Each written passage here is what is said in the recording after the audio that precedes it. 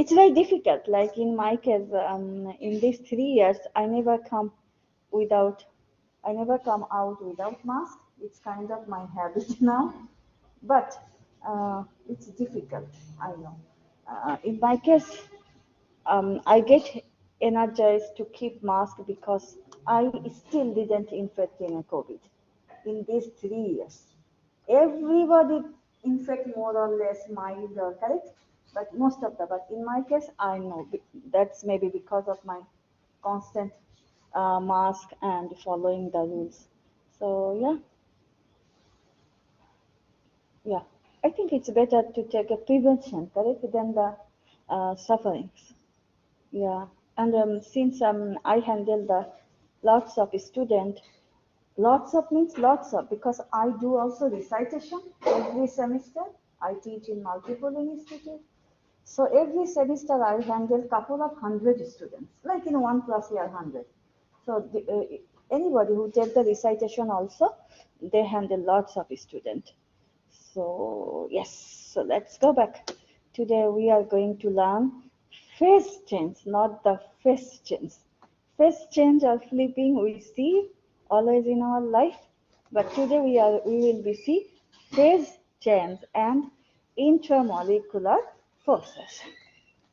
So today's topic we are going to discuss heating curves and phase diagrams, intermolecular and intramolecular forces and related interactions, and also details about the types of intermolecular forces. I'm not sure anything you remember or not, so let's go back to the lecture. Normally, this is our condition when we see the solid particles, liquid particles, gas particles, how the particles behavior or how they stay. In case of solid, we know that they are in a very tightly packed and nicely arranged. In case of liquid, they are very loosely packed compared to solid, and they don't have the nice arrangement like solid. In case of gas, then even no, and they don't have any type of close contact, and they disperse like that. So now if we look into the some properties to compare or contrast solid, liquid, gas, what we can see: solid have definite shape, liquid have no definite shape, gas have no definite shape. Solid have definite volume, liquid have, but gas don't have. Definite density, in case of gas, no definite density. Vibrational motion, vibrational and rotational and transitional motion in case of liquid, but here vibrational, rotational, and transitional motion. So these are the basic characteristics in comparison and contrast between or within solid, liquid, and gas. Why we need? Because we are going to today see the phase changes with temperature change or pressure change, and how the solid particles can be converted to liquid, gas, or vice versa, but flip. So let's see first. Here we have our heating curve. If we understand this one, so we will understand lots of chemistry. First of all, let's see that this is the temperature versus heating thermal energy curve. If we look into here, it starts with 0 degree, and if we look into here, the high temperature. In between, we can see some of the peak and some are flat. That means no change temperature situation. Correct? So let's go back to each and every how we can discuss here. Okay, so first before going to the heat curve, let's learn some terms like melting point. Do you know what is the melting point of any substance? Melting point. of any substance. Yes, sir. So melting point is the temperature where solid can convert into liquid, correct? And you can see here the curve, solid and liquid. This is the phase where solid is changing to liquid, and we can say the melting point. And when the phase change, normally temperature doesn't change at this moment, because this is the balancing of solid particles who are ready to escape from solid to liquid. And this is the melting point. Next, we will talk about, let's first know the boiling point. Can you say what is the boiling point of any substance?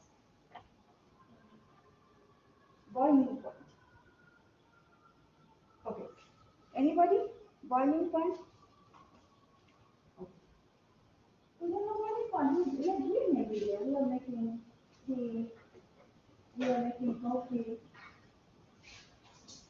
So, boiling point is the temperature that converts liquid into gas. Like we are always boiling water. We see the point, right?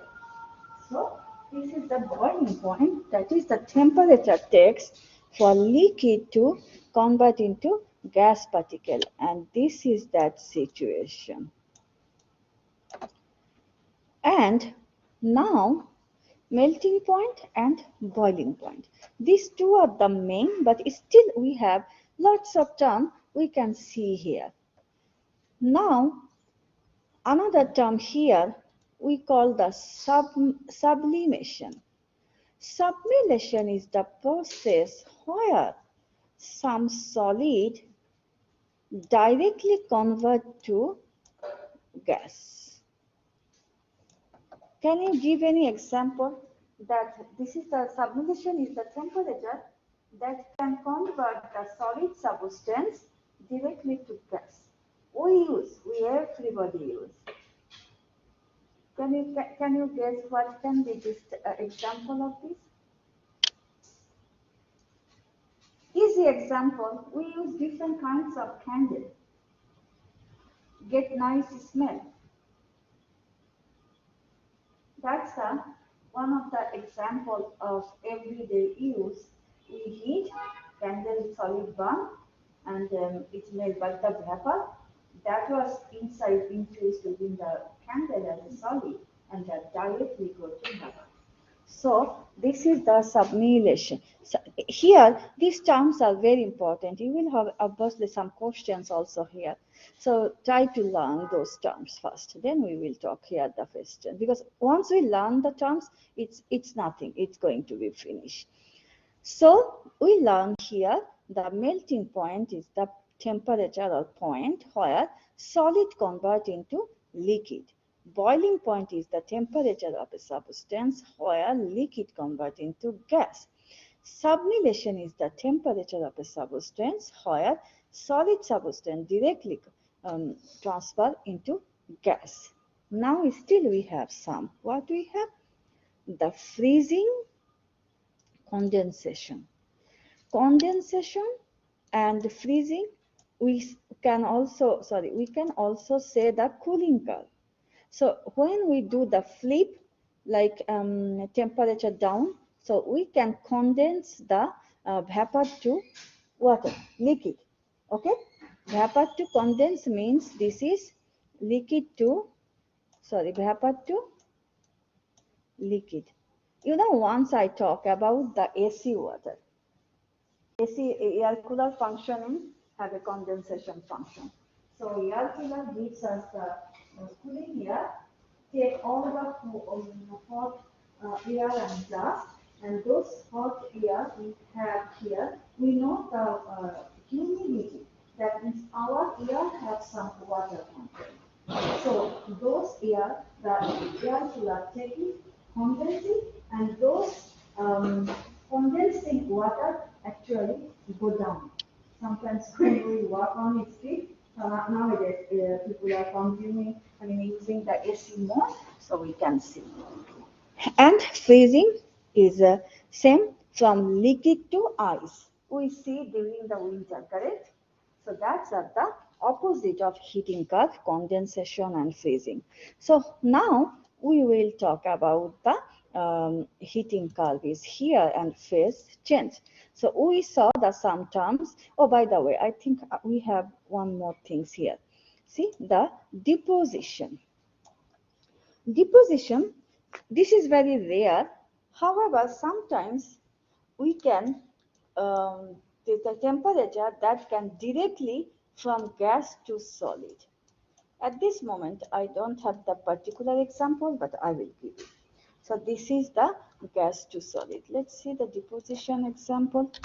In that moment, it's not coming in my mind, deposition example. The most typical example would be the frost. Okay, frost is the deposition of water vapor from humid air containing water vapor on a solid surface. Solid frost formed when a surface. Okay, so this is the uh, one of the deposition example. Let's go back to our job. So now we can see the terms and all depend on the temperature and the phase change. Phase change means change of status of substance from one to another, correct? So now we can, let's see here that we will see the temperature versus heat, and we can see here that temperature is going and phase is changing, and still we see that some point during the phase change, this is the stable temperature not changing. We will talk in the next slide.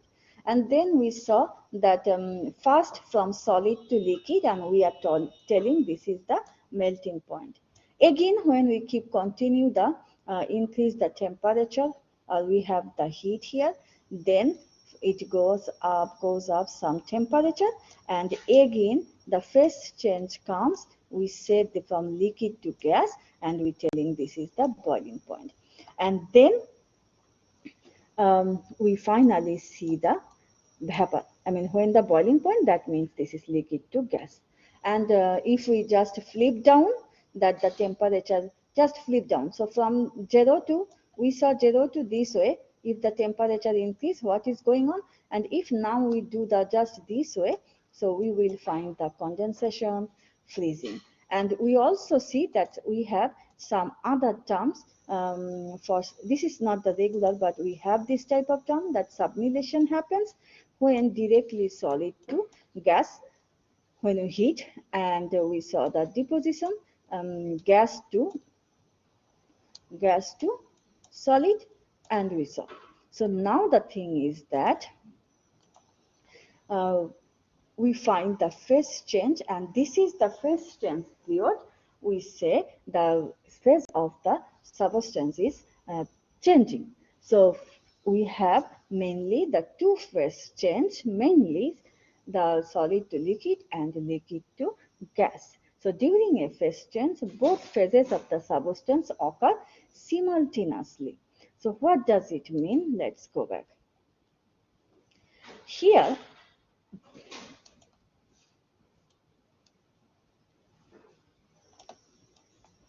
see, latent heat of fusion and latent heat of vaporization. So this is kind of equilibrium situation, and you guys remember there are two types of energy we learn, the kinetic energy and the potential energy. Potential energy is the stored energy, and kinetic energy is kind of like we have energy. When we are working, that times this energy is utilizing to work, and in a motion, that's at the kinetic energy. Always remember, when our phase changing due to the temperature and heat change, either kinetic change happening or potential change happening because of this temperature and heat change. But the fact is that there are not two energy that can be happen together. First of all, this is the one reason, and also when solid and liquid start to change, what happen actually that phase? The thing is that solids are very tightly bind, and by the intermolecular or IMF force. And when we give the heat, actually the force is start to break, correct? Because the forces hold the molecules together by bonding. So when we heat, so they start to see, they start to break the bond, and they are tightly or closely bound particle getting the loose, correct? But do you think it happens all together at a time? No. When we boil the water, is it the all water vapor once? No. First surface, sub, and it's continuous process, correct? So same thing, actually, the reason is here happens that bond start to continue to break down particles, and those bonds are break down because the intermolecular forces that hold the particles together, that is breaking down. So now here is a my three finger, three solid particles are bound tightly by the intermolecular force by making bond. So when we are heating, one is losing, not three together. Sometimes it losing. That is bond are breaking, and they are at the side, but they cannot. They are going apart. So what happened actually? The amount of particles closely held, and the amount of particles that already loose and start to leak, they got the equilibration. So that means the amount of solid particles, they are actually close to liquid but not exactly liquid, and some already start to become liquid. So when these two phase comes in a equilibration, and since for breaking the forces it needs energy, that's why in this phase when the solid transfer to liquid, here temperature doesn't change. And this is the equilibration situation when solid to liquid and liquid to gas. And that's why also we are telling the energy going in is used to overcome the forces holding the molecules together. And this is the reason temperature doesn't change during a phase change. And this is the phase change diagram. So when if you see, you will see some example solution. So you need to know that, like if you have this type of curve, you need to know that where is phase change. You need to identify these are the phase change because their temperature are not changing, because here already particles are struggling because of the force are overcoming, and they are struggling from solid to liquid. So this is the situation and the reason of equilibration of both the particle who are close to leave it and who are already leaving it. So those equilibration and those force are the result of this flat curve, and we say that temperature doesn't change. That's why this is flat, because if this is temperature change, like that. So this is the actually reason that why the phase change and doesn't during the phase change temperature doesn't change, and why it look like the curve like that. So now if I summarize this heat curve, so what happened, this is nothing complicated. I think now it's very clear. As I explained everything. So if I summarize that this heat curve is a temperature and heat curve. So this axis temperature and this is heat. So any substance when we heat from solid to liquid, we are telling that this is the melting point. And when liquid to vapor, this is the boiling point. When vapor to liquid, we are telling this is condensation. Then we also have sublimation. Then we have deposition.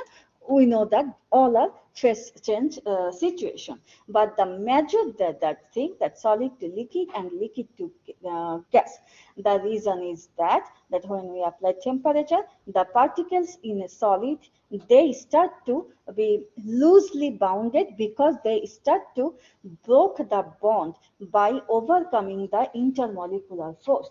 And those intermolecular force you need to overcome, and for that you need energy.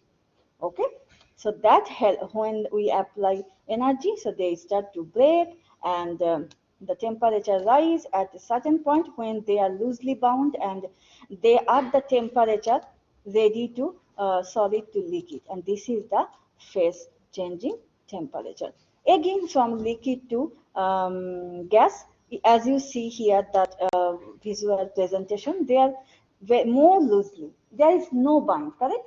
So it takes some times to overcome the force, whatever the loosely bound like that, and then again happen the same thing when certain temperature comes, that they already free and ready to move, and here the phase change happen. We say this is boiling point, and here the equilibration happen between the liquid and gas. So this is how our energy heat curve works. So I know that I hope that you understand that by this presentation of heat curve, we have learned lots of things, that what are the main phase: solid to liquid, liquid to gas. So the temperature, solid to liquid, melting, liquid to gas, boiling. However, in between, we have some other terms we learn. So please try to be understand that here lots of things we learn, because we have to be have our problem, and we have to solve the problem. So if we don't understand the basic, we will have a trouble. So let's see what type of problem can be here on basis of the heat curve that we learn now. Consider the heating curve below for substance X. The boiling point of substance X is, well, boiling point. Can anybody say which temperature, boiling point? Yes, here we go. Now you understand that when I talk this two part very repeat, because this is the phase changing, this is liquid to vapor. If now I ask you the same question, can you tell the melting point of a substance?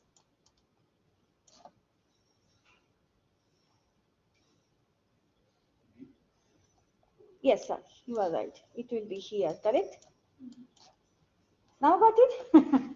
Yeah. So this is how you have to solve your question. Yeah, see? Like that.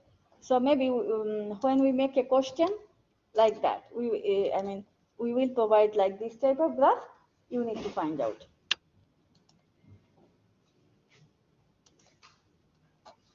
So that was the phase change or heating curve, and we learn all the terms and what's going on.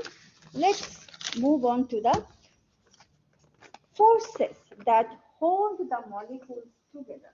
We talk about forces, forces, forces. So forces are two types. We know that all chemical bond is based on the electrostatic interactions. Either the transfer of electron, we know the ionic bond, or sharing of electrons, covalent bonds. Now, atoms are held together within the molecule, or within the same molecules or within other molecules.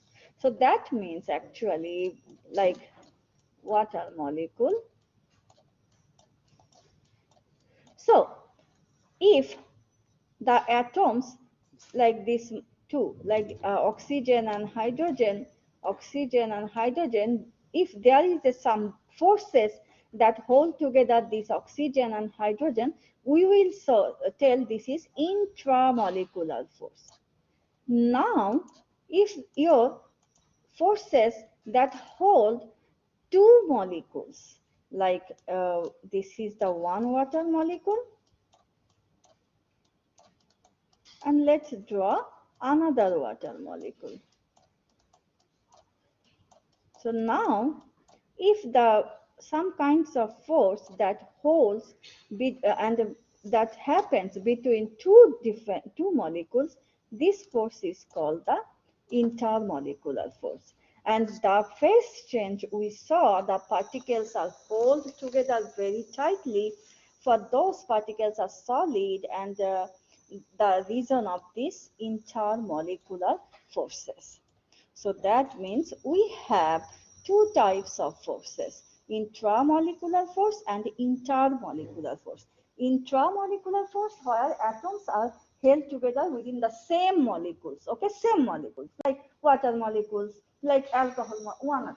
But when two water molecules, between two, it doesn't matter that always the same, but just two within the two molecules, that time will be the intermolecular force. And actually intermolecular forces play a great role of phase change, because these intermolecular forces the atoms or molecules very close together. So now you can guess the solid, liquid, vapor, how about their intermolecular forces situations. See here, intramolecular forces that hold atoms within a molecule to one another. Like here, I just draw and show. Like this is the intramolecular force within the same molecule. Within the same molecule. Intermolecular phase. See, I was just drawing that it can be the same molecule, but lots of like two water molecule, three water molecule, but not in the same molecule. See here, as I say, the particles.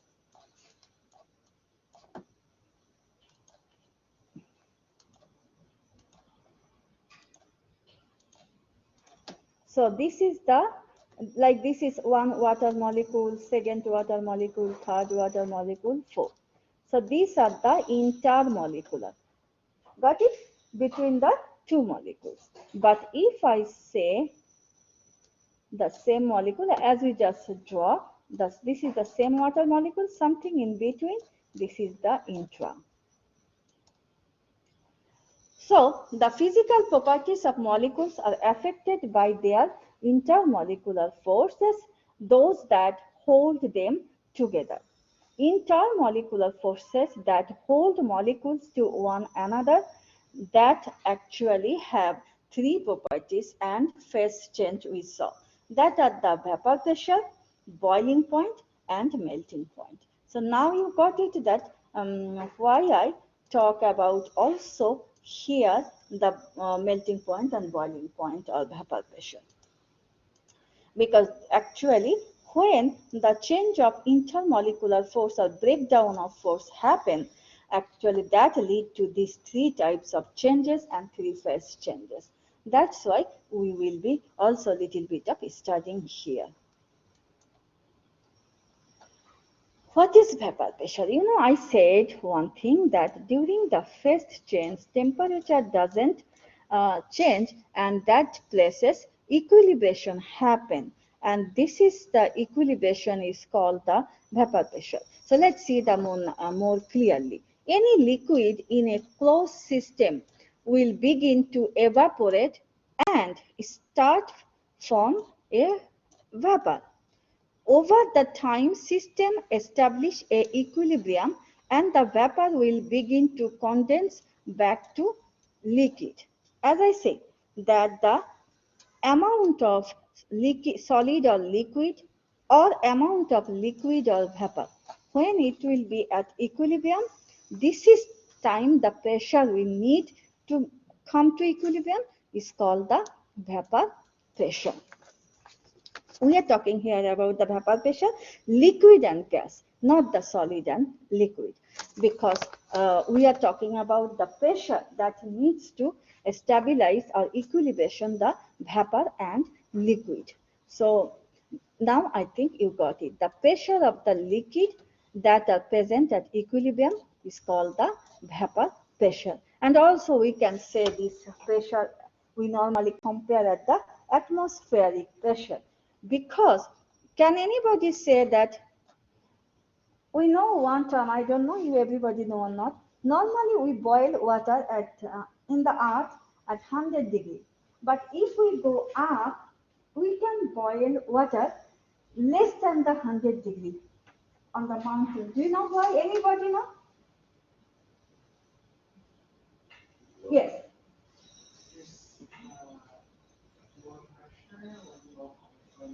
Less pressure.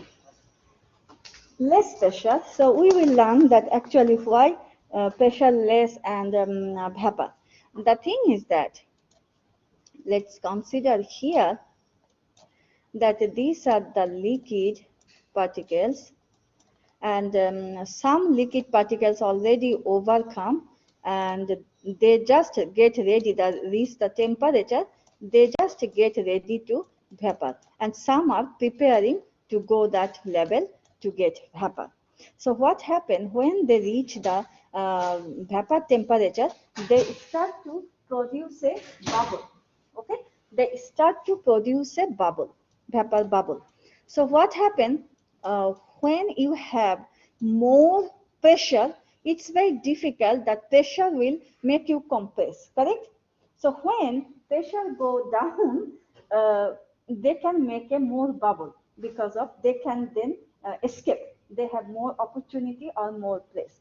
That's why the when we go up, pressure go down, and that's why the temperature no need to be reached the 100 because they have the less pressure, and they can make more bubble and they can be go vapor. That's why where the pressure is less, we can do our job done at the lowest temperature than the conventional temperature, little lowest. And it is very noted that on the mountain, the people who actually hike the mountain, they know that if we can make a coffee or boil water, our kitchen at the 100 degrees, in the mountain we can do 93 to 95 degrees.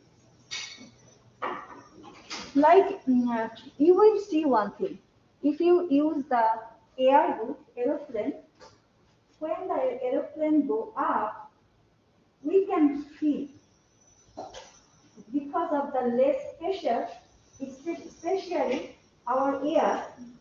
Sometimes we can feel that also the effect because of the lowering the pressure.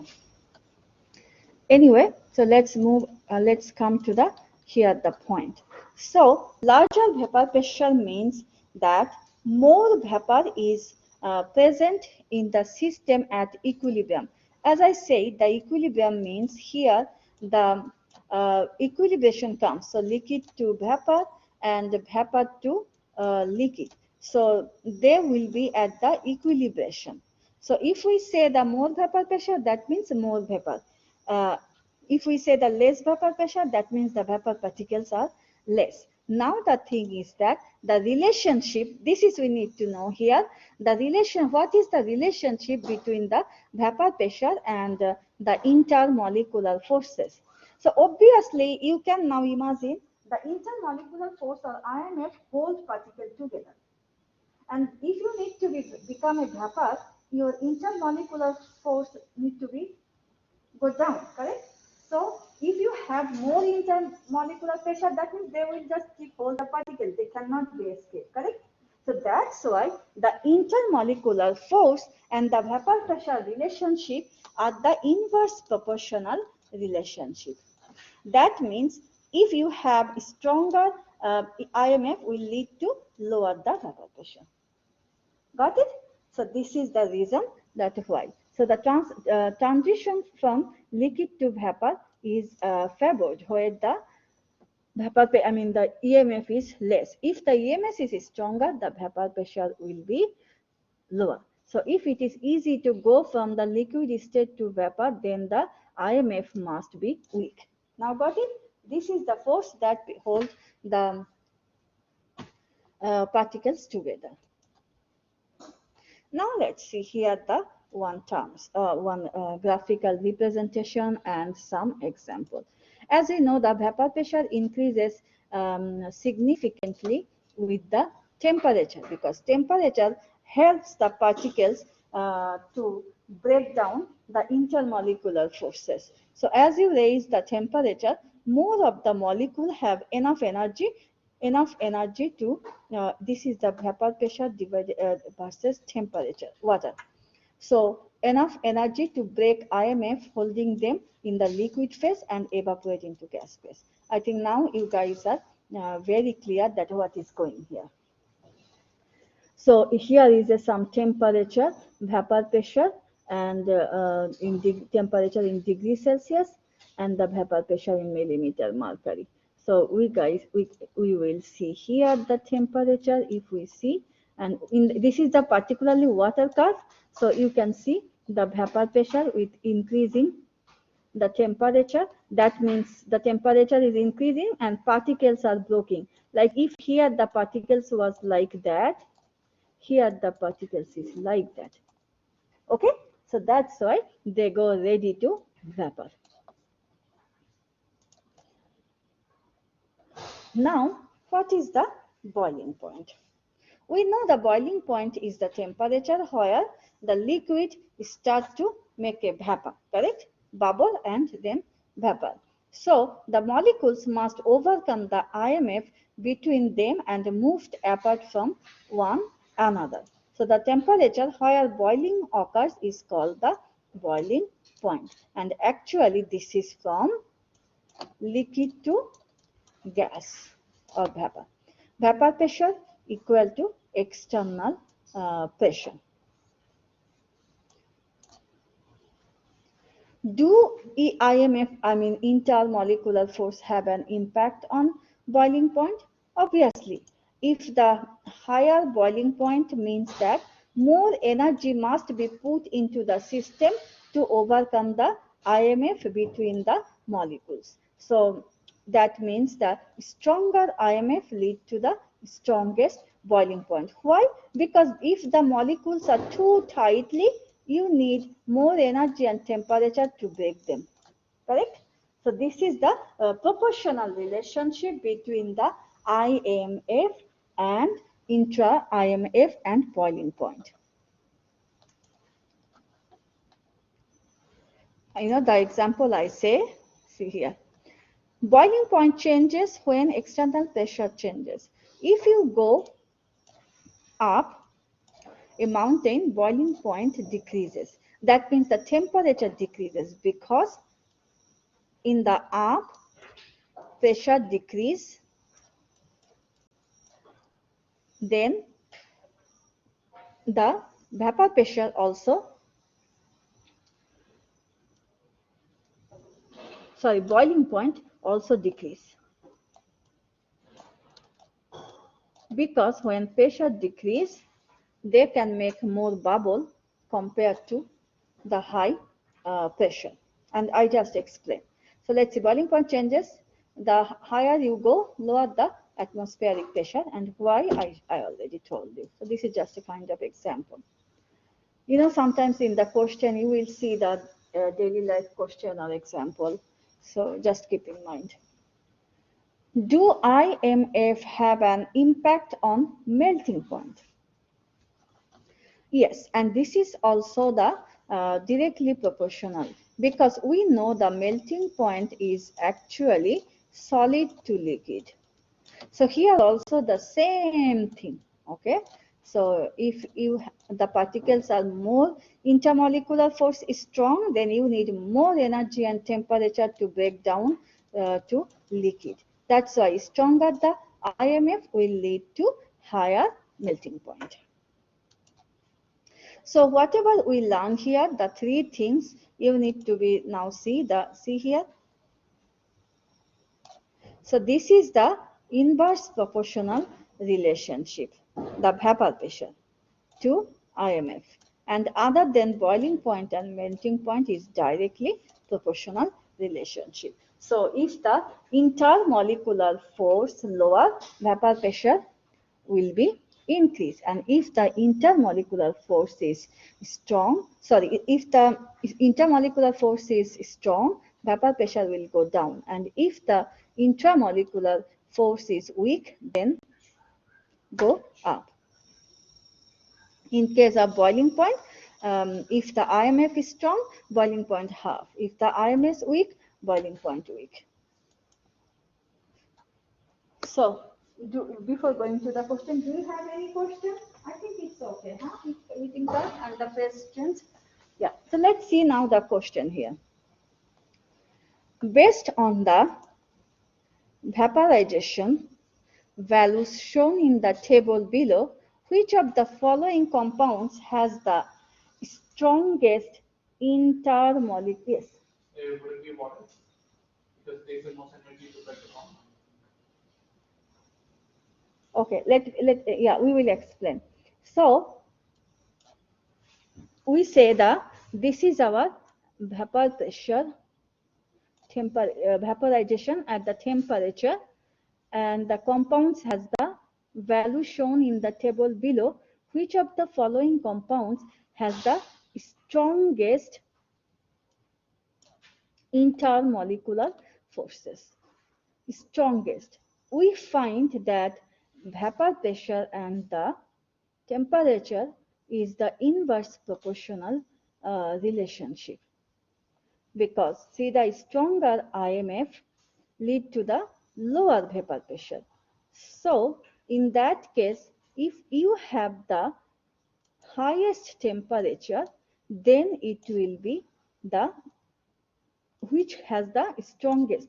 So water temperature is more, that means water particles are held very together tightly. The reason is that we are talking that if the particles are too tight, like let's see here the water molecule, particles are too tightly bound, that means they have the strongest IMF. Got it? I mean, now this is, we need to be clear. So strongest IMF. That's why we need more energy or temperature to break down. I mean, everybody is clear, because you guys will have this type of question. This is very, I mean, IQ type of question that you don't, if you just know the basic, you can answer.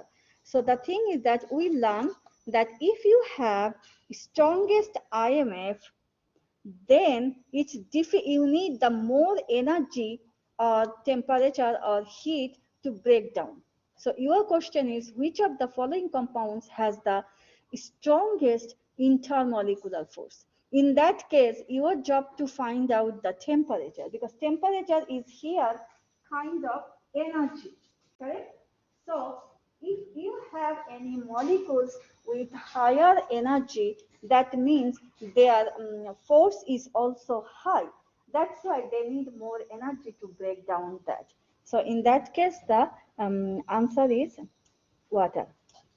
Let's move on.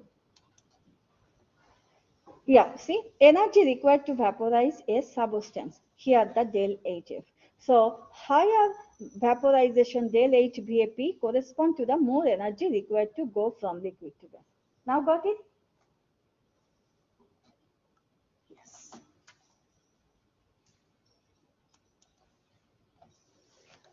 Let's see the another. This is interesting. This is normally we talk a detail in the thermodynamic when you guys will go for the general chemistry 2. I think you guys need to take general chemistry 2 also, correct?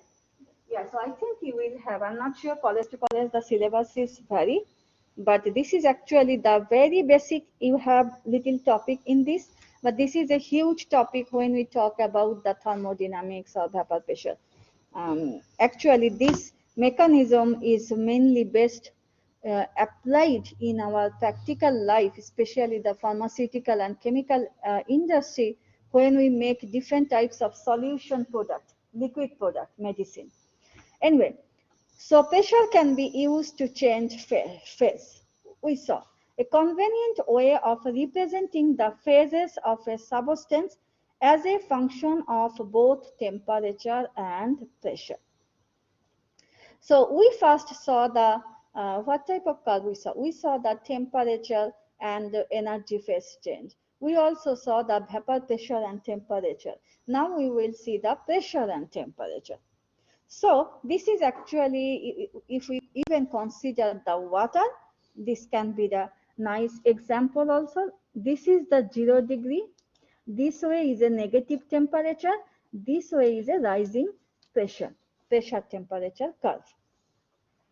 So here, if we see the triple point means if we consider that this is A, this one is A, and then B, and then C. So this is the point we can connect. So this way, this way, this way. Now let's consider the zero. So when it's increasing pressure and increasing temperature, what's happening? When here the increasing pressure and the temperature, solid is going to be liquid. When the temperature go more high in this right and the pressure also go high, then again the liquid to gas comes. So this is the presentation of pressure temperature where we can explain the first change of substance. For example, the water. Water is normally, here is a liquid, correct? Here is a liquid. But when temperature goes down during the winter, what happens? This liquid water goes solid. Ice we saw, huh? So this is the temperature, see the minus, that's the solid. Got it now? And when we increase the temperature, what is happen? You know, there are some country like in the Middle East, Asia, like Saudi Arabia, Kuwait, Qatar, those are very hot countries. During the summer, even I see in that Natural Geography channel that sometimes during summer their temperature goes so high that in the forest or in the road automatically plants are start to fly. So this is the effect of temperature and pressure. So if we consider this is the water diagram and effect of pressure and temperature on water, so we can nicely explain here that this is the liquid water. When we increase that pressure or temperature, it goes to gas like vapor. But if we decrease the temperature, water go to ice solid. See the minus temperature. Now we have some question here. Which region on the phase diagram below correspond to the solid phase? Who will take? Where is the solid, liquid and gas? Air is solid? Okay. Where the gas?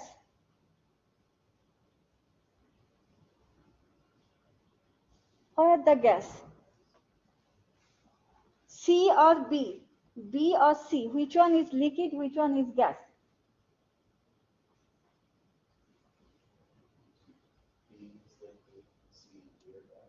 Yes, you guys are right.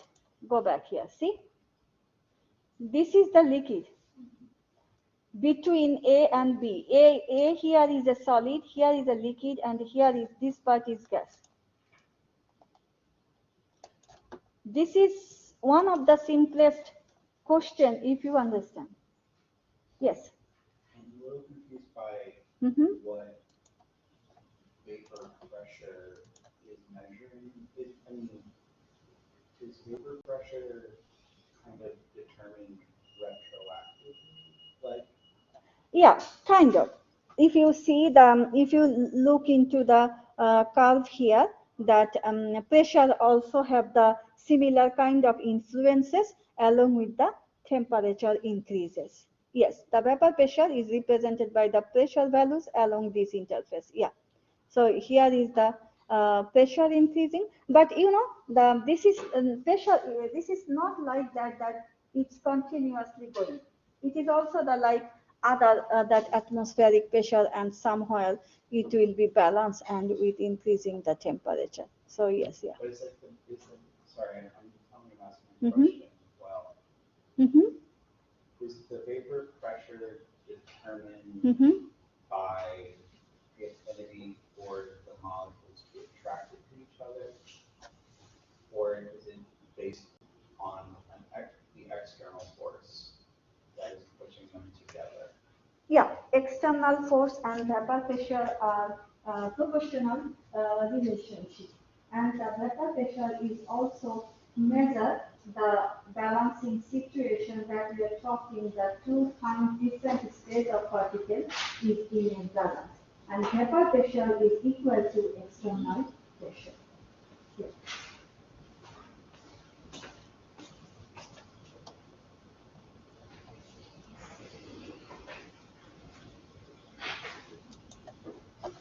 So here we can see the solid, liquid and gas.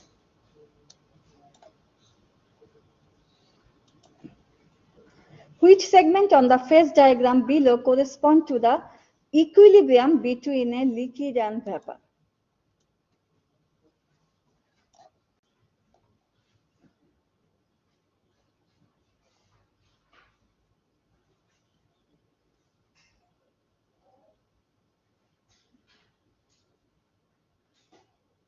AB not, because AB will be solid and liquid, correct? BC and we have the BD. BD cannot be. So we have AD, AD cannot be. We have AB, AB cannot be. So what left? Yes. So this is the BC, that between the liquid and vapor, because A is the solid and B here is the liquid, and this side is the temperature increase. If we go back here, this is the gas. See here, this is the interface between the liquid and gas.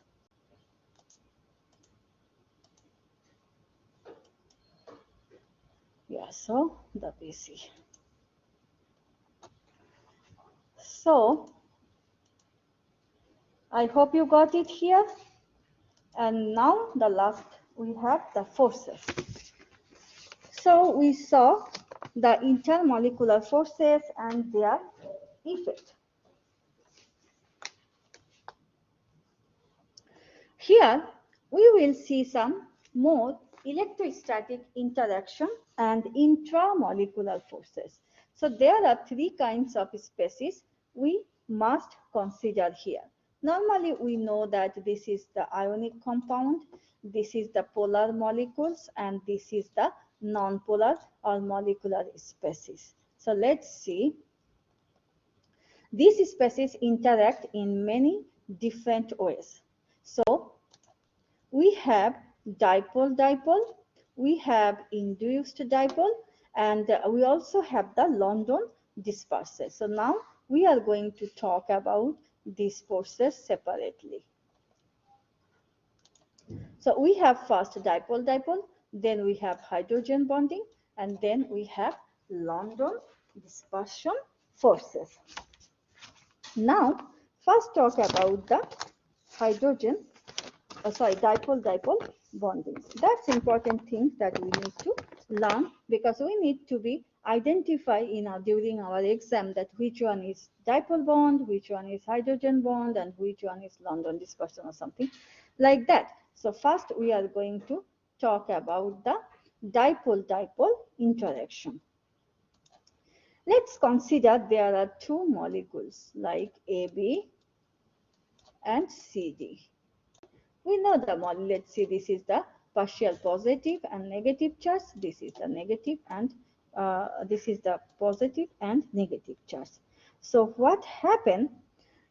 The partially negative and partially positive charge, as we know that we have attraction of opposite pole.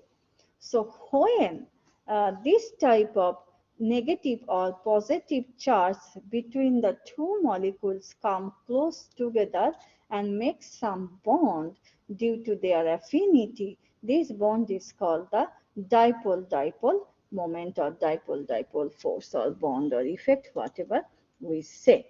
So now let's see here what we said. Molecules that have a dipole moment, polar, will interact with one another via dipole-dipole. So here we go, some negative and some positive. Now you can ask that what are these sigma negative or sigma positive? Sigma, this is called the, the some molecules are highly electronegative and some are not.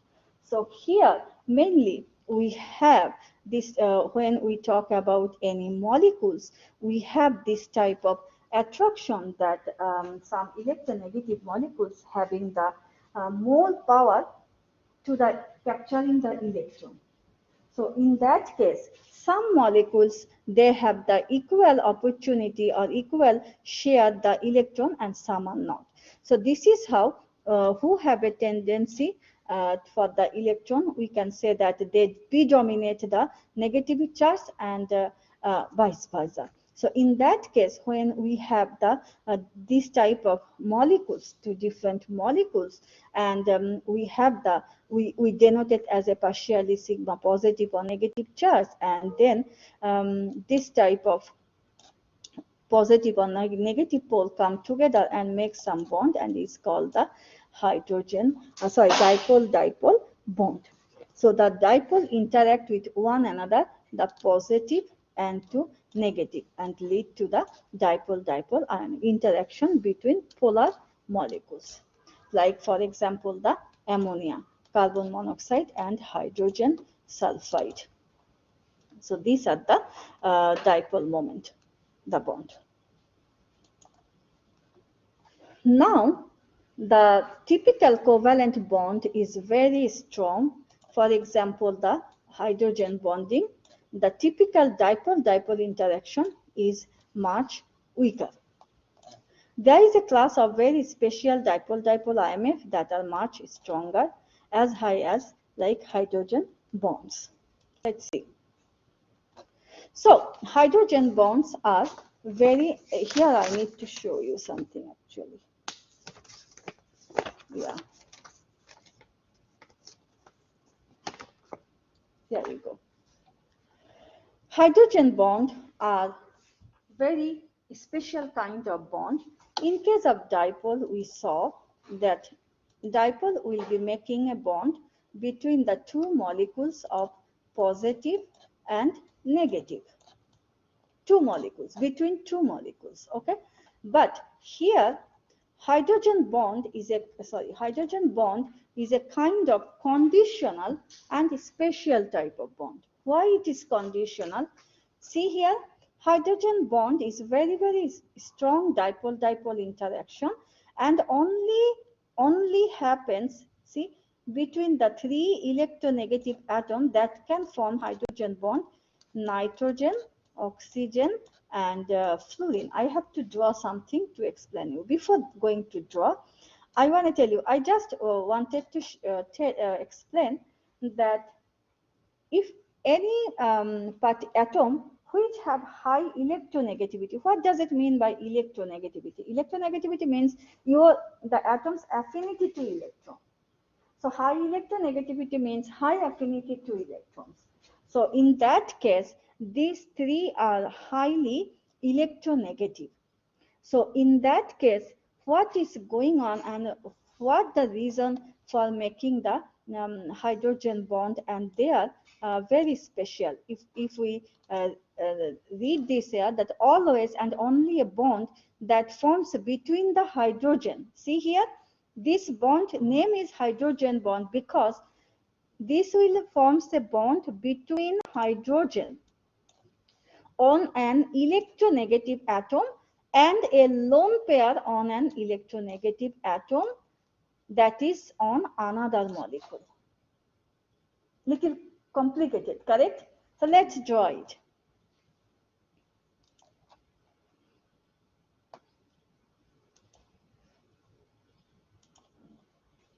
Go to here. Let's draw.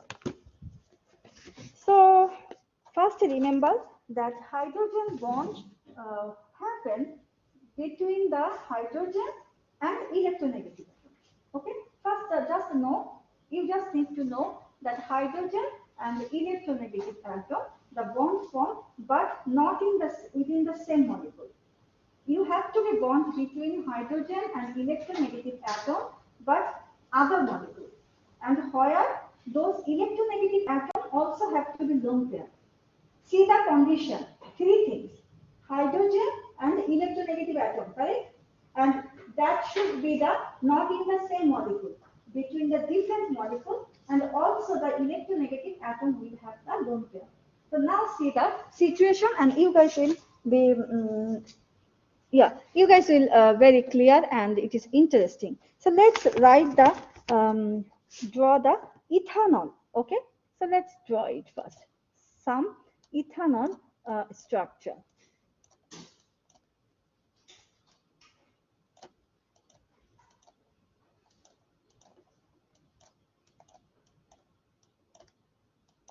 Yeah, you guys can draw it because that will help you to understand the hydrogen bond, because this is the one of the confusing bond.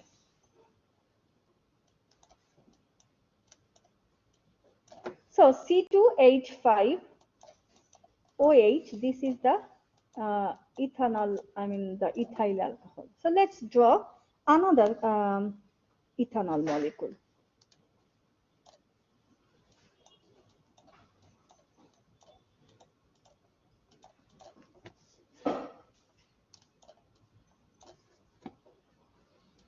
Because these three forces are sometimes confusing. So if we want to be separate three things, it's better to draw and make you clear. Because these things you cannot answer without understanding. Sorry.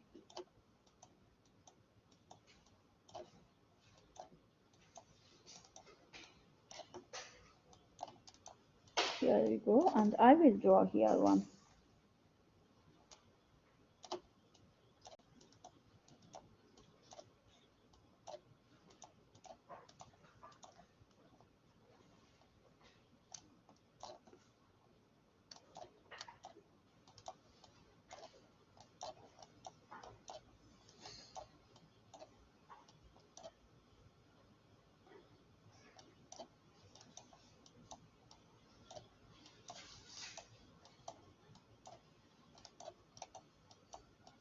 Okay, so this is actually the ethanol molecule, and formula is C2H5OH, what I draw. Now let's see, match the condition and draw the hydrogen bond. We said that if we want to have our hydrogen bond, the bond between the hydrogen and another electronegative atom, correct? So here oxygen and must have lone pair.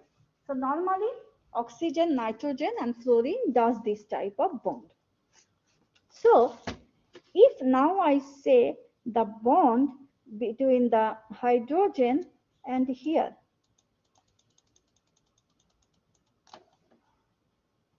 they can make the bond, and this is okay. This is hydrogen bond. That meets the all condition, that hydrogen electronegative atom between the two different molecules with the lone pair of, correct? Now, then you can ask me that the hydrogen that attached to carbon, can this make a bond hydrogen? No. Because the condition is those hydrogen which attach to the electronegative atom. Here the hydrogen attached to the carbon. Got it? So this cannot be. And also this can be. And also here, no. This is okay.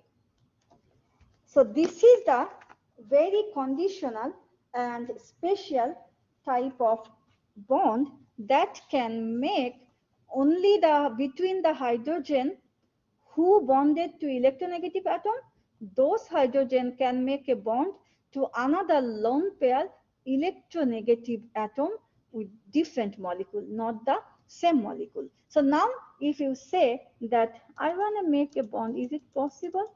Because this is hydrogen and this is oxygen with lone pair, correct? No, this is not allowed because it doesn't fulfill the condition of hydrogen bond. So now you can see some condition that which one is okay and how the hydrogen bonding actually make. Hydrogen bonding is one of the confusing bonding because when we saw the hydrogen bond means this is a bond between the hydrogen and electronegative atom, it can say lots of things, correct? If I say the bond between hydrogen and electronegative atoms, then you can say, why not here? Why not here? Why not on here? So that's why I draw this figure and I want to point it out here.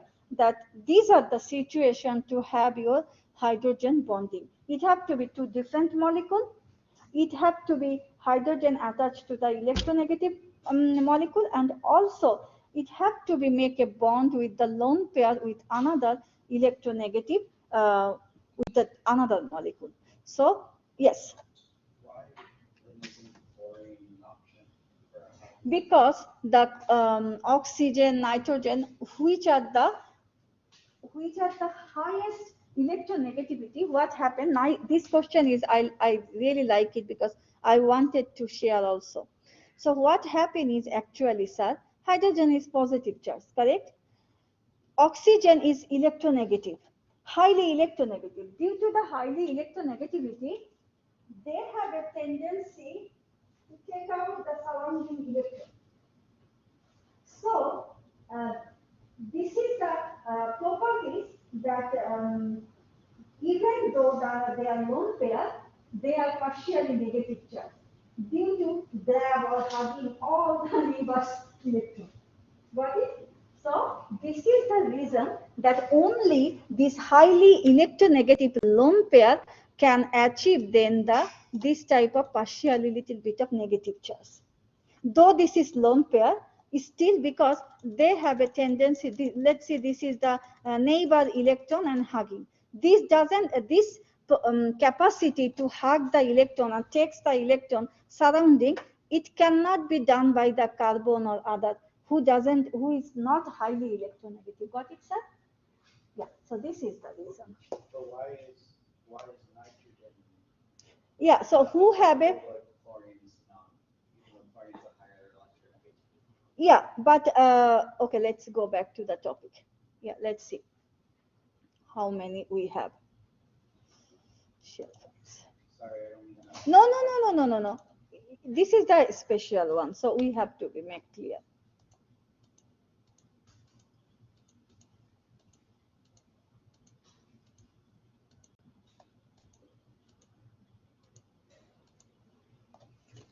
Let's come back together. Mainly the highly elective, all those done, but let's see which page we have here. So this is actually the mechanism that why and how it does, and let's see that how many electronegative does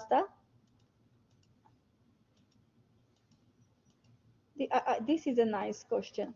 Yeah, I also didn't think like that. So there are only 3 electronegative atoms that can form hydrogen: the nitrogen, oxygen, fluorine. Why not chlorine? Correct? Yeah, that's a nice question because fluorine is also highly electronegative. Let's see the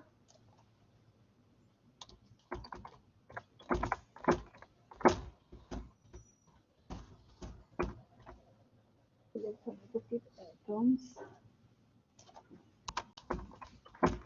from hydrogen bond.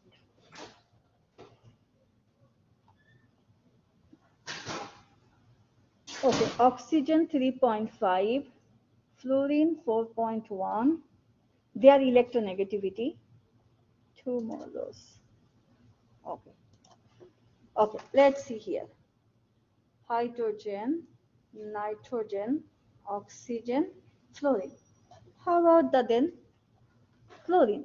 Yeah, okay. So if we look into here, normally we have a valence. We have a electronegative valence that these are the electronegative highly, and they can be like that. So if you look into, they are telling here, but now we need to look out why not chlorine, correct?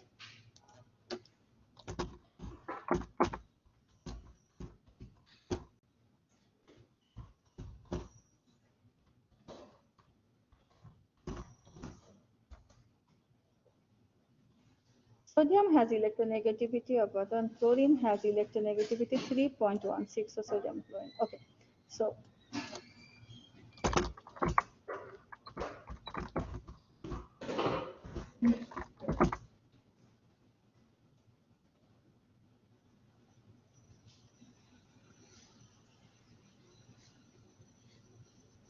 okay. So the size of chlorine is too high and their lone pair, they cover the large area. So whatever the electron that comes into that area, that's not the sufficient to provide those partial negative charge so that hydrogen can form. It's a matter of scale. Yeah. Okay, thank you. No problem, sir.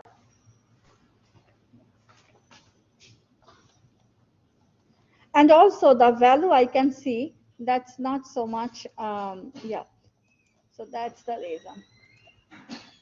Yes. So now then we know that how the hydrogen bonding is formed and why it's formed. If I want a one time more repeat before going to our last topic. So the thing is that hydrogen bonds form between hydrogen and the highly electronegative atoms. The reason is that highly electronegative atoms have a tendency to gather or have the neighbor electron and get the partially negative charge. So that hydrogen and those electronegative with the lone pair, not in the same molecule, in the different molecules, can form a hydrogen bonding. And here, these three, nitrogen, oxygen, fluorine, they can do that. And there is a nice question comes, and we also solve that fluorine why cannot, because fluorine size is too high and to cover that high area. So the whatever the electron come, that's not enough to form its the partially negative charge. This is the reason that chlorine doesn't participate in making a hydrogen bond with hydrogen.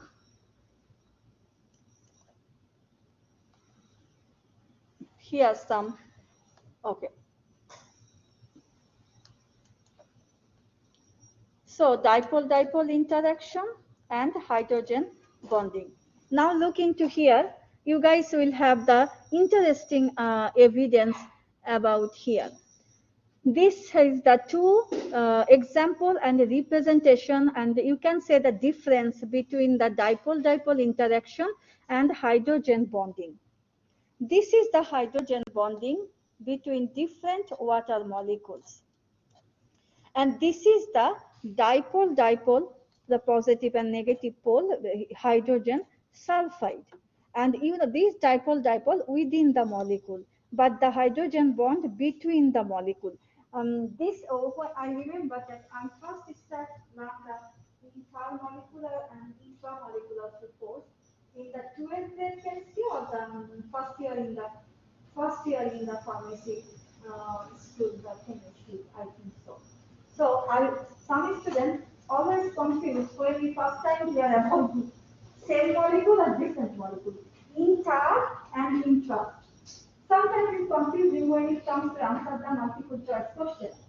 Remember, when between two molecules that are intermolecular, when the bond between the same molecules that are intra. So if now you look into the dipole-dipole interaction and hydrogen bond, we can see here clearly that those are the dipole bond hydrogen sulfide, and they don't have any other bond between the molecules. But here, if you look into the water, one water molecule like I hold her hand, she holds her hand, she holds her hand. So we all are the water molecules, we are tied to. So breaking us is difficult, correct? Then the red t-shirt, then the blue t-shirt, then the white shirt. They are separate, hydrogen sulfide. So the break of us and break of them is different, correct? So this is the same thing is here. So that's why the water boiling point is very high compared to hydrogen sulfide, where the minus 6, 7. And if you consider the water, this is 100 degrees. Why? This is because of this hydrogen bonding phenomena. Got it? So now you will have a question to identify. So what kinds of compounds can make hydrogen bond? So you can say that we now know the nitrogen, oxygen, and fluorine. But in the same time, we have to be compatible. Like here, water is okay, hydrogen fluoride is okay, ammonia is okay. But here is not okay. Do you know why? Can anybody explain why not? Because when I draw the molecule, I talk it. Condition. Hydrogen will make a bond with the electronegative lone pair, but hydrogen also must have with another electronegative. But here, hydrogen bonded to carbon. Got it? So these are not tough, but these are we have to be given focus. So to understand the reason, the condition. So here, if we consider ammonia, HF, obviously hydrogen attached to fluorine. So hydrogen, another HF molecule. So hydrogen will go another HF molecule and make a bond. But here, this hydrogen attached to carbon. So this cannot. So this is the reason that here these are make, this cannot be made.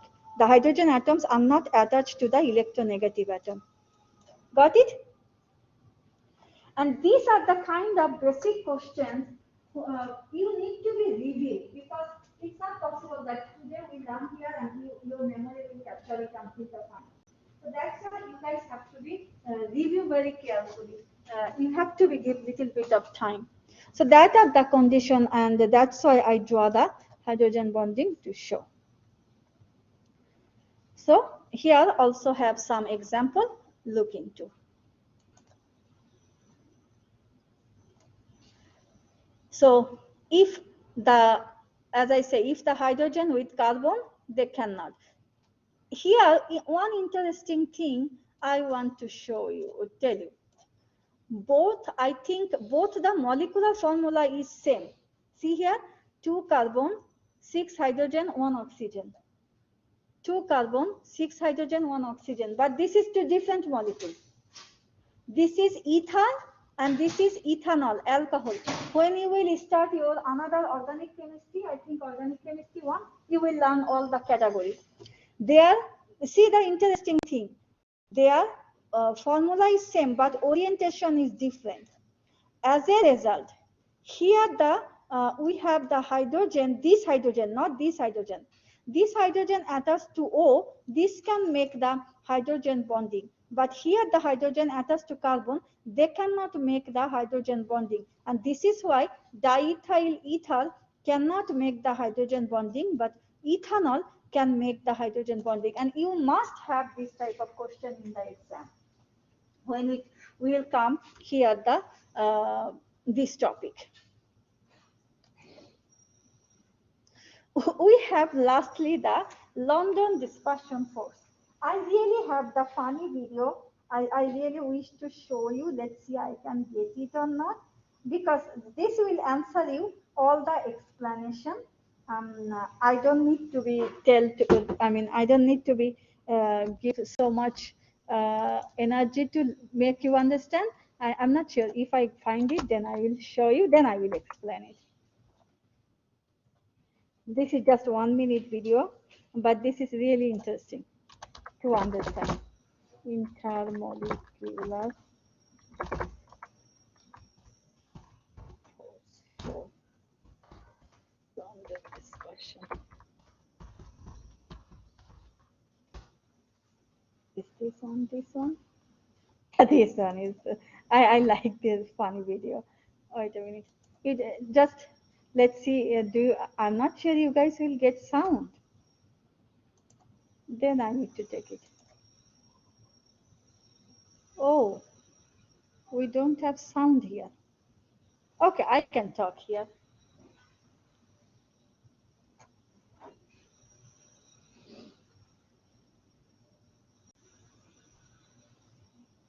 This is kind of temporary attraction. Kind of attraction, we always say that like and love is not the same, correct? Any kind of place, we cross somebody, we talk somebody, we may have the temporary attraction. But we cannot say that we fall in love, because those attraction or infatuation go with time. So this is the long-term force. So each and every molecule, each and I mean, single, 100%. I mean, each and every molecule, some atom have within one molecule, correct? Some moments they come together, they have attraction, very loosely bond form, and then they don't understand that what kind of attraction it was, and it broke. So this is actually the London dispersion force. So I'm sorry that here they don't have the voice. You can see. Let's see here. I can one I can show you why it's not coming. Maybe if you go to the little thing right here in the bottom, I think you can hear it. Is that in the computer? Oh, this one is the sound Yeah. button, correct? Okay, let's see. No, I think. And the attraction Oh, between them disappears. thank you. Let's see. Let's see this one. Yeah. 1 minute, so I can. The most common but weakest intermolecular force is the London dispersion, also known as induced dipole force. London dispersion is a temporary attractive force resulting from momentary dipoles. They occur due to uneven electron distributions in neighboring molecules as they approach one another. Or they result in the weak attraction of the nuclei in one molecule for the electrons of the neighboring molecule. This way, the tempers of a supposed to be dating and use the opportunity to get to know another person to find out if they have a mutual interest in each other. So both meets her first partner, and as they talk, there seems to be some attraction. But as time runs out, he leaves, and the attraction between them disappears. The next scene comes in, they talk, but there seems to be little or no attraction at all. Time is up, and he leaves. Attraction is molar mass. Let's say a wealthy man sits across from a woman. She appears to be more attracted to him because of his abundance of money. The molar mass here is represented by his wealth. Time and again, he leaves, and the attraction is gone. There are only that people continue to go around in short periods of time, just like the molecules of the dispersion. When the molecules are being formed in a space, quickly becoming close to other molecules. It's very noisy, huh? Yeah, I Yes. think the reason that's happening is because the volume is so loud, so it's like peaking on the. Yeah. So You gotta lower the volume a little bit in order for it not to happen. The form of brief retraction before moving on and repeating the cycle again. And after many days, Olga realizes that she doesn't need anyone to make her happy, but she continues to mingle around. let's see. One factor of attraction is molar mass. Let's say a wealthy man sits across from a woman. She becomes a lot more attracted to him because of his abundance of money. The molar mass here is represented by his wealth. Time runs out again, he leaves, and the attraction is gone. Throughout the whole event, people continue to mingle around in short periods of time, just like the molecules in the dispersion. The molecules are moving around at a fast pace, quickly moving close to other molecules to form a brief attraction before moving on and repeating the cycle again. And after many dates, Mona realizes that she doesn't need anyone to make her happy, but she continues to mingle around. And just like how humans have attractions to others, molecules have that same attraction towards other molecules, but are very brief and quick. Now that is. So this is all very, I mean, funny. Learn Learning should be a little bit of with fun, correct?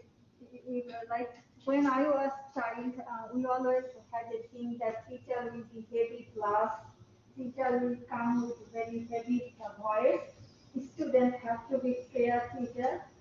That might be a decision, but I don't think so. With time, everything is changing, and even as I said, let's move on. We can talk that later. So London dispersion force is kind of attraction. As I said, that every molecules have this type of force because we know that one molecule have different types of atom. Every atom have their nuclei, correct? They have a different attraction between the electron and nuclei. So one atom nuclei to another atom nuclei. So there are some temporary attraction comes without any reason. They come, they bond, but then suddenly realize that no, actually, what we are not for each other or something, and then go away. So this is same thing that happens in the human life also, especially nowadays due to the social media. I think this is too much, correct?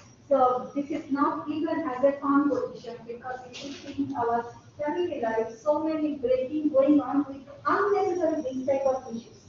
So the competition, if a boyfriend is talking to another woman, I need to talk another woman. If husband is talking another, I have to engage like that. So this is kind of the seek mentality that's nowadays going on, and here the bond is attraction is also the similar. You know, couple of important examples this video was showing that kind of moral mass. Like this women is really confused. These women think that her happiness should be with somebody else.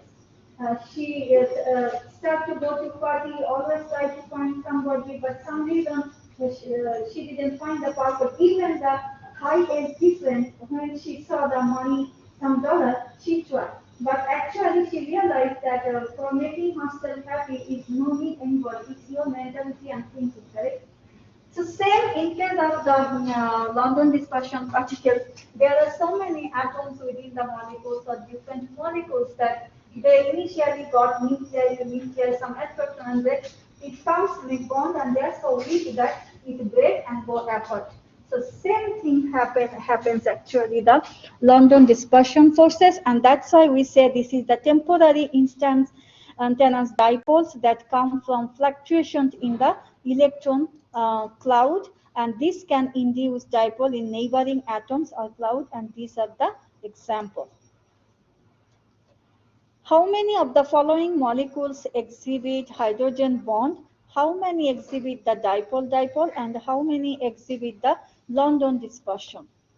So here the thing is that when you will look into the hydrogen bond, you know it cannot be made, correct? Here can be made because OH here. Here can be made. Here can be made. Sulfur can be made. I think so, because this is also the electronegative, but here cannot be. So now if we look into here, see here, here, the London dispersion force can be happen. Everywhere London dispersion force happen due to this tangent temporary attraction. But in case of dipole-dipole, here also happen the dipole-dipole due to the negative and positive, and the hydrogen bond between here. Here also the dipole-dipole, but here cannot be the hydrogen bond. That's why I was thinking, because the electronegativity, I think the same reason that we find during the chlorine. And here nitrogen, LDF, DD, and H. So please remember the oxygen, nitrogen, and fluorine. These three only make the hydrogen bond. Even the sulfur or chlorine, some other, they can make the dipole-dipole, but not because of the exception and their the electron cloud or their size of the reason that they cannot hug or they cannot make these partial negative charges. So here we go some examples and questions. Which of the following has a higher boiling point and why?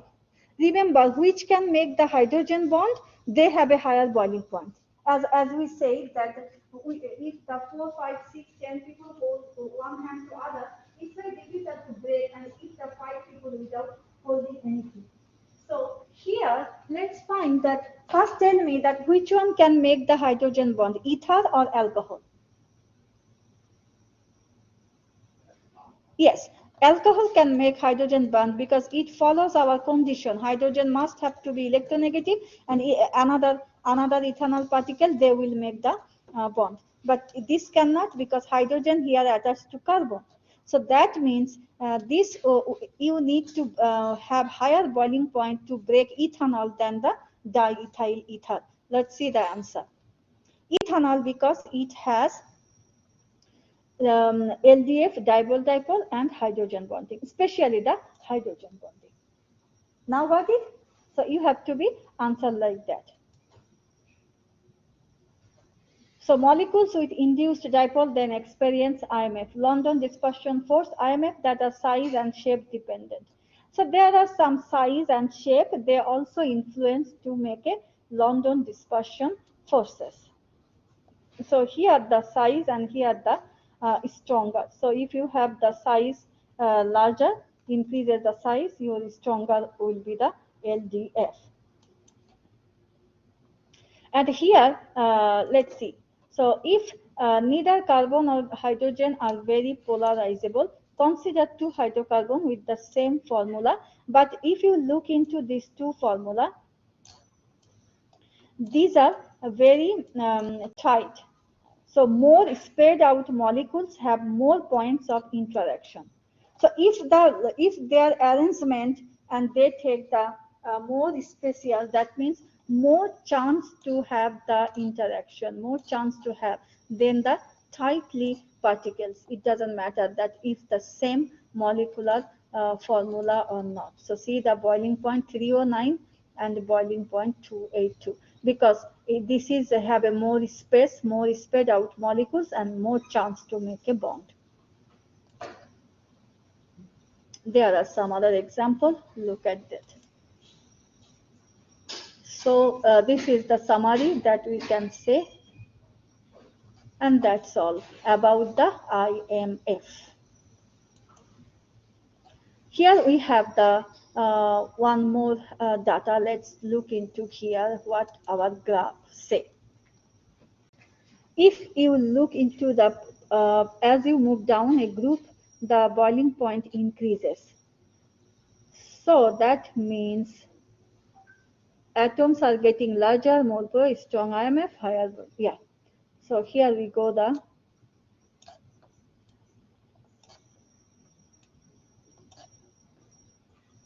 and this is here, here, here. So if the hydrogen bond is predominant, obviously boiling point is also higher. So that's why these are the higher. Higher boiling point than expected because of molecules can form. See the hydrogen bonding to each other. So I think you guys are very clear, because I have seen that when we talk about the these forces and phase changes, there are a couple of common questions all over. Even if you look into the Google, that here the questions are predominant because hydrogen bonds are special kind of bonds, and many students don't get clear about the bond, that why the hydrogen, which hydrogen can make a bond and which hydrogen cannot make a bond, because one thing that students get confused, that hydrogen and electronegative atom can make a hydrogen bond, but still they have so many conditions they cannot understand and mostly answer the wrong. So I hope that you guys got it. Even if you need one more time review, it is recorded, you will get it there. So that was all for this chapter, okay? Yep.